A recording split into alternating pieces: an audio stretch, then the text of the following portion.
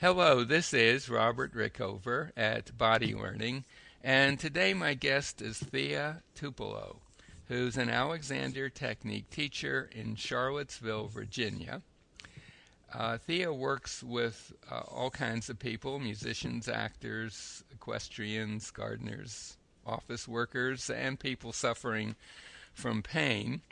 But her specialty is, I would say, encouraging people to stand instead of sitting at work, standing at work, because of the health benefits associated with that. Thea, welcome to the show. Thank you, Robert. Could you begin, Thea, by giving our listeners a very short description of the Alexander technique, first of all? Yes. So, in practicing the Alexander technique, we learn the ability to sustain a continuity of awareness of the fullest potential of our upright design. And that's my short and skinny encapsulation. Right, and the idea being that many of us have compromised that integrity as we've Oh, gone through life absolutely. Or for one reason or another, typically unconsciously, and that we stand, sit, and move in ways that aren't as efficient as they could be. Would that be exact a fair summary of it from your point of view? Absolutely. Or that we abdicate the opportunity to be upright in situations where it might be more advantageous for us at work, for example. Right, right. And we're going to get to that in some detail. Um, I know that there has been a British Medical Journal publication this year, which is 2012, on this topic of really the dangers of excessive sitting, I guess we could say. Do you want to quickly summarize that study? Yes. Well, it was just published this June and received quite a lot of press, was all over the papers and the internet. And what they showed was the effect of sitting for more than 3 hours per day, which is quite a conservative estimate considering that we are now, as a society, sitting down more than ever before. We're looking at an average of 9.3 hours a day. So a truly sedentary lifestyle for many, many office workers. And what they showed was that sitting for more than 3 hours a day impacts your energy, your creativity, your productivity. It's a primary cause of back and neck pain, heart failure, diabetes, asthma, a whole range of diseases and discomforts. And that exercise does not help in this particular context. You can go for your run or work out in the gym in the morning or lift weights in the afternoon, but the very act of sitting in an office chair throughout your day creates the kind of atrophy of the musculature, of the metabolism, of the general enlivenment of the person that is incredibly deleterious for our health and our life expectancy. They also expected that a sedentary lifestyle will shave at least 2 years off of your life.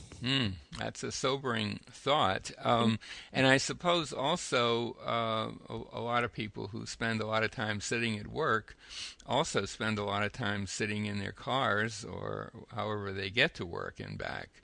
And they Exactly. probably spend some time sitting watching TV on the couch or whatever. Absolutely. It, So, given the downside of sitting, I guess the obvious, quick and easy, obvious solution might seem to simply stand and rearrange your workstation so that you could work standing up. And I know that in the 19th century, for example, if you went into a lot of offices, people would be standing a good part of the time. Or they might stand for a while and then sit on a high stool for a while often they would have desks that weren't really flat. They kind of were at an angle, an upward angle, and that was a pretty standard way for people to work. And I think not that there weren't chairs then, but they weren't used as much as they are today. Would you, Right. from what you know, is that the case? Absolutely. Yeah. And not only that, the entire work culture was more movement based. People would get up to go and speak to a coworker rather than instant messaging Oh, them. that's a good point. Right. They Yeah. would run down to the mimeograph machine Or in the order to the make water some cooler. coffee. They go to the water cooler. Absolutely. Stand around the water cooler. And I'm guessing that a lot of the dangers of sitting are really related to sitting for long periods of time without taking a break, right? Absolutely. Yeah. And I think the so-called ergonomic chair has contributed vastly to our problems because in the ergonomic view, they want to reduce work. So they create this little cocoon where you can sit back and have a very minimum of muscular efforting, and at the same time you're sort of trapped in this chair like a spider in a web. Little micro movements aren't possible. You tend to slump and collapse into your sitting structure, and then you don't want to get up for 3 hours at a stretch, 4 hours at a stretch. Right. So they're providing you with what seems like comfort, but at quite a cost to your overall health. So someone listening to us and says to themselves, "Okay, I get it. Maybe I'll read the study," and they think, "Well, I should just stand up at work." I think for a lot of people, apart from the question of how they're going to rearrange their work environment, which we can get to in a moment, I think that the thing that a lot of people would wonder is that's a lot of standing during the day. I'm not sure I'm going to be able to do that comfortably. I'd get aches and pains from standing that much. What would be your response to that? Well, what I teach my students who are making the transition from their seat to their feet is to choose 3 sustainable modes of interaction with your work environment, standing being one of them. I will usually propose pacing, walking back and forth, looking at your screen, looking out the window, thinking great thoughts as you move. And the third being perching, which was a concept that Galen Krantz came up with in her book, The Chair, which I guess is about a decade old now. And we should say just briefly, Galen Krantz is a professor of architecture at UC California, Berkeley, and she's also an Alexander Technique teacher, and she has thought a lot about sitting. She's written a wonderful book on the subject, and she's published some very interesting articles with titles like Sitting, a Danger to Your Health, and so on. I mean, she's in the forefront of that area. Yeah. So perching, maybe you could describe perching a little bit. Well, not long ago, Galen Krantz got together with a Windsor chair master craftsman named Peter Galberd, and they created a variation on the normal 3-legged stool.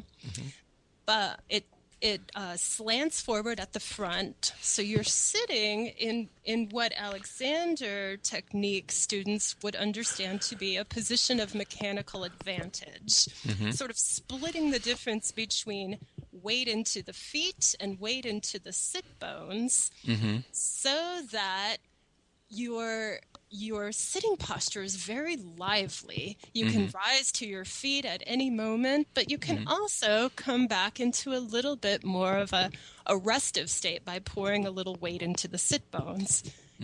I'm sitting in one right this moment, and it's unbelievably comfortable. And I have to say, I'm sitting on a stool that's a wooden stool. It's roughly 1.5 times as high as a typical chair. And I've been doing that for years, and I find it extremely comfortable. And as you say, it really encourages movement as you sit. I can shift around easily and quickly. I could put my feet on the ground or on the rungs of the chair.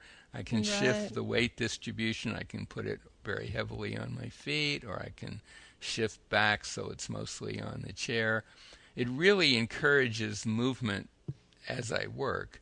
Now Mm. that's not quite the same as the perching stool, but it's in that direction. Absolutely, and certainly more cost effective than purchasing a specially designed perch that has been cut to your specifications.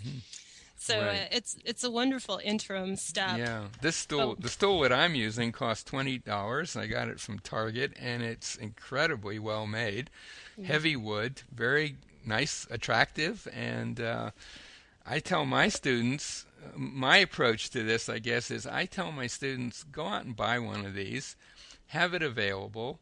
Don't force yourself to use it, but have it available as you work. If you're working at home or in the office, if you can do that, and you may find that after a few days you don't really want to use the chair anymore. That was certainly hmm my experience. So it's kind of an organic thing. It's not forcing the issue, but that's the approach I use. Now it sounds like you're a little more proactive with your students, right?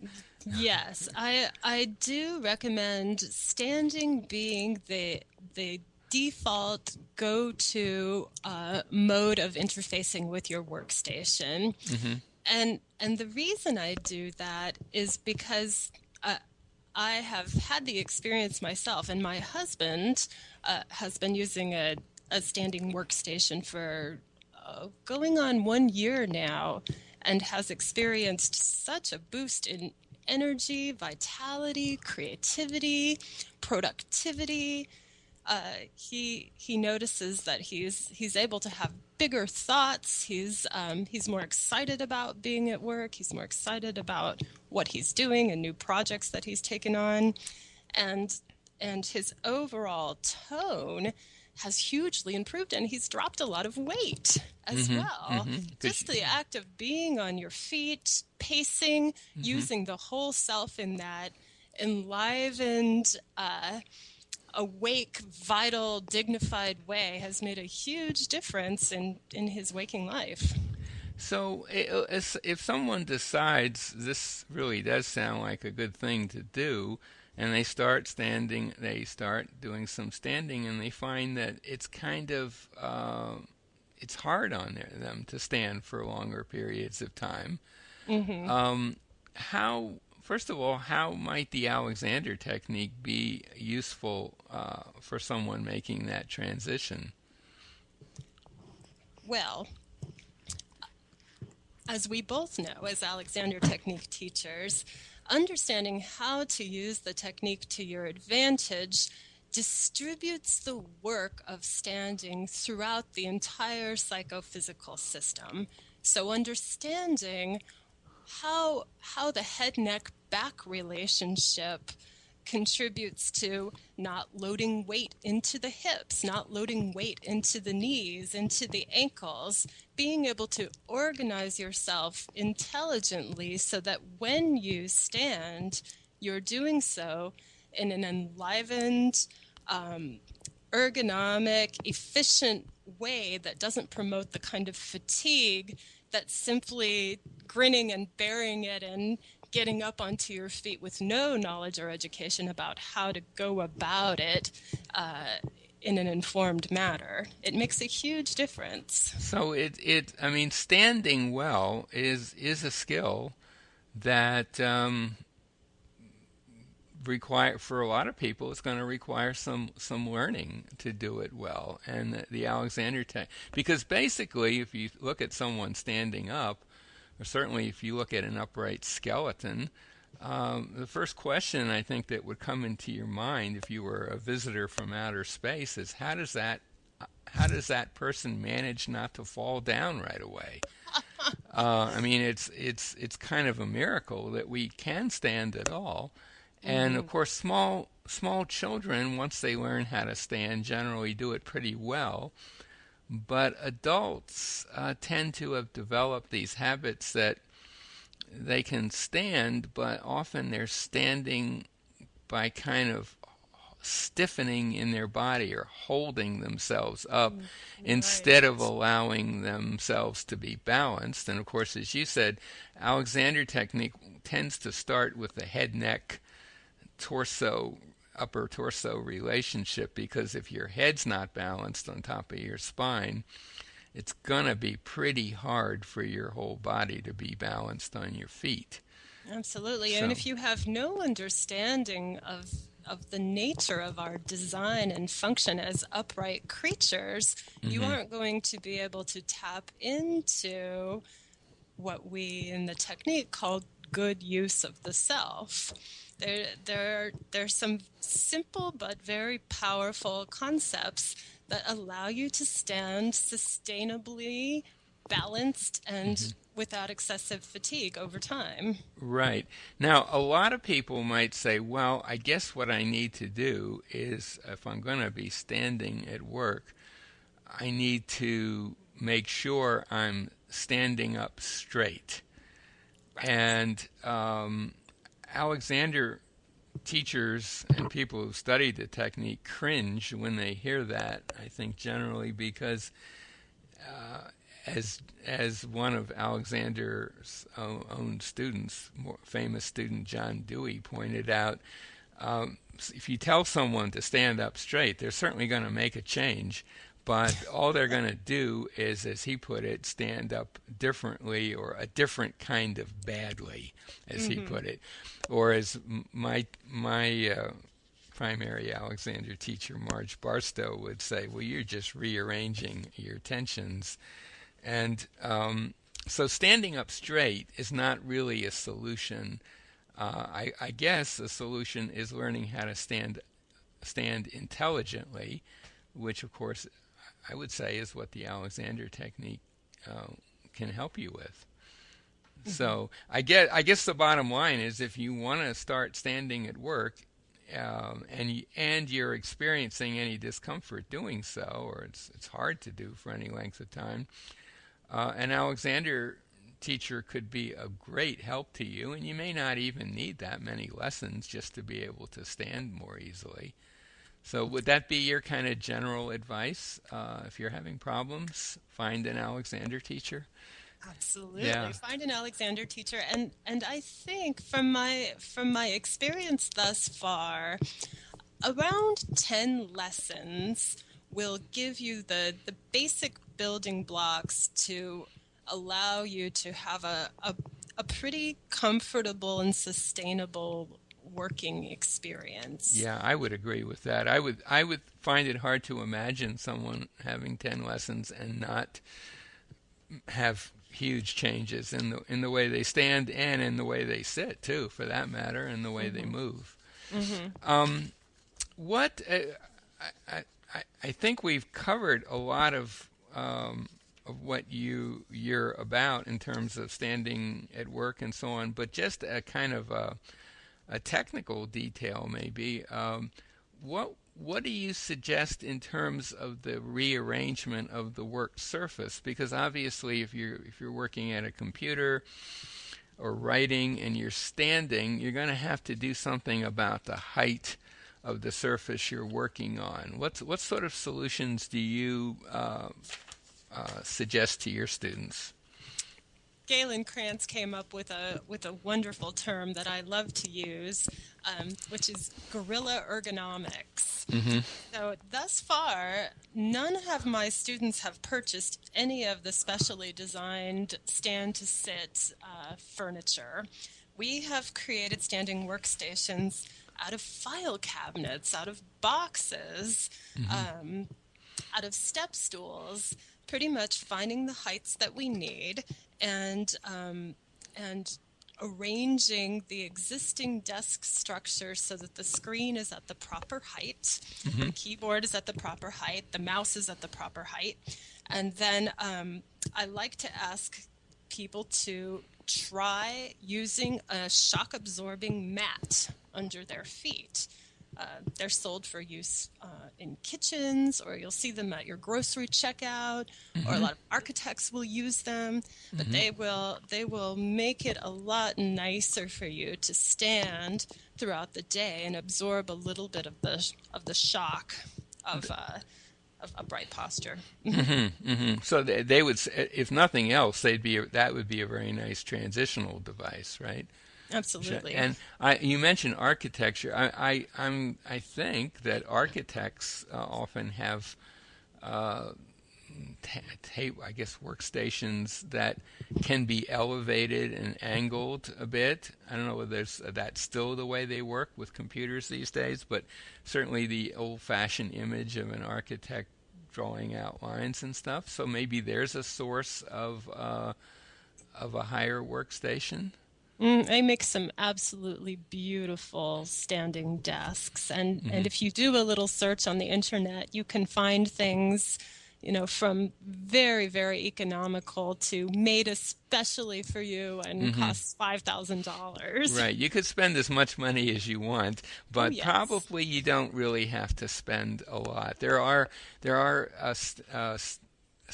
workstations that are sold now that can actually uh, be quickly and easily adjustable in terms of height, or could even have multiple heights for different things. I mean, there's all sorts of stuff out there, and you may at some point want to go that route. But maybe if you're just starting out, do something very simple along the lines you described earlier.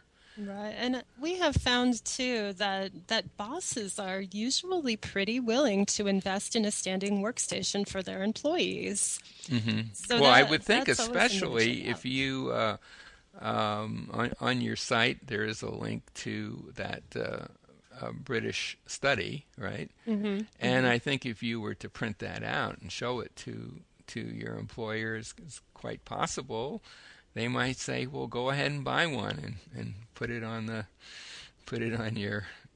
Put it at the company will pay for it. Who knows?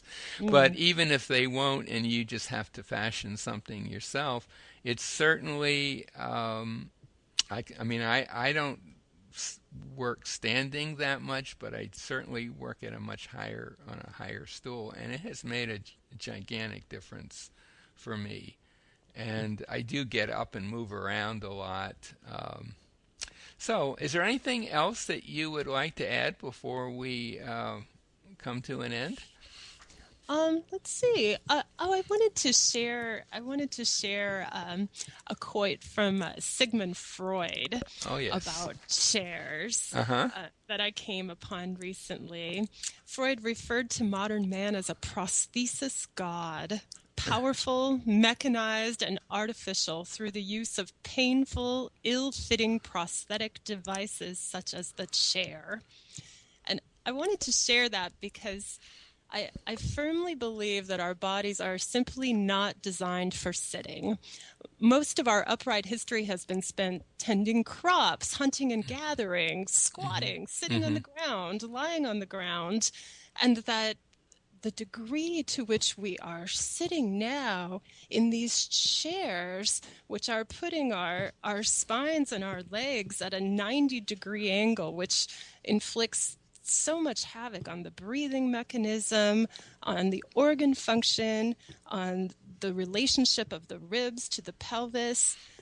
I believe that it's one of the larger cultural mistakes that we have made as a Western civilization, and getting out of these seats and onto our feet could make a huge evolutionary difference in our quality of life as upright beings. Well, I could not agree with you more, and so hopefully, if you're listening to this, you'll want to explore standing or perching or some way to get yourself off of a regular chair. I think that would be the message. My guest today has been Thea Tupelo, who's an Alexander Technique teacher in Charlottesville, Virginia. I'll put a link to her website by the interview if you live in the Charlottesville area and what we've been talking about intrigues you. Definitely contact her. Also, on her site is a link to that British Medical Journal study, which you might want to print out and share with people. We'll also put a link to a site where you can locate an Alexander Technique teacher anywhere in the world. Thea, thank you so much for being on the show today. It was a pleasure speaking with you, Robert.